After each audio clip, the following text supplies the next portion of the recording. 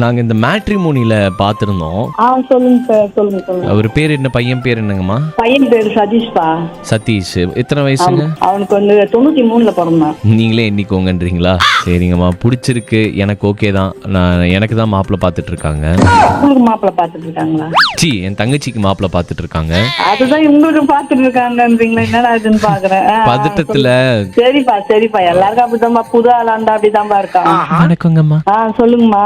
வேலைக்கு போறீங்களா, வீட்டுல இருக்கீங்களா? என்ன பண்ணணும் உங்களுக்கு? அப்படிலாம் இல்லம்மா, நீங்க அங்க எங்கன்னா ஊர்ல வேலைக்கு போறீங்களான்னு கேட்டேன், வேற ஒண்ணும் இல்ல. இந்த நைட்டி பாவாடை தைக்கிறேனுங்க. பையன் போட்டோ பாத்தீங்களா?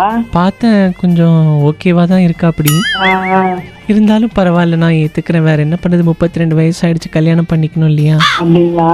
குடிப்பாரா அவரு? தண்ணி அடிக்கிற பழக்கெல்லாம் கிடையாதுமா. இல்ல, நான் தண்ணி அடிப்பேன், அதனாலதான் கேக்குறேன். நீங்க தண்ணி அடிப்பீங்களா? ஆமா. என்னம்மா அப்படி சார் பேசுறீங்க? ஐயோ, இதெல்லாம் இல்லம்மா, எங்களுக்கு அதெல்லாம் எதுவும் ஆகாதுமா. இல்லங்க, கொலாடிலாம் அந்த தண்ணி அடிப்பேன்ல, அது சொன்னேன். நீங்க பயந்துட்டீங்களா? ஐயோ, நான் தம் பிடிச்சு தண்ணி அடிப்பேன் நானு. சொல்லுங்கம்மா.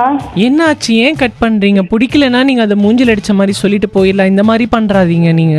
உங்க பையனுக்கு இவ்வளவு சீன் போடுறீங்களே நீங்க, அந்த மூஞ்சிக்கே. சரி, வச்சிருங்க.